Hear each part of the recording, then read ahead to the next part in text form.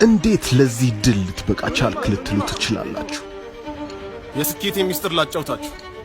ከአንዲት ጓደኛዬ ጋር ሻይ ቡና እያለን ነበር። ከዛ አንድ ስህተት ሰራሁ። እንደውም ዛሬ ግብዣ በእኔ ነው የፈለግሽ ነገር ነው። ትልቅ ስህተት። እኔ እንኳን አላገኘም ነበር ግን አስተናጋጅ የልቤ ምት ሲጨምር ታወቀኝ። ምን ታዘዝ?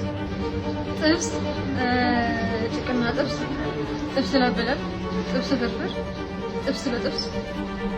ለአንተስ ምን ይምጣል? የድሮ ደም ብዛት እንዳይመለስ ፈራሁ።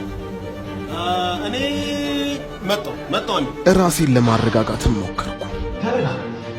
ተረጋጋ። ቢበዛ የአንድ ወር ደሞዝ።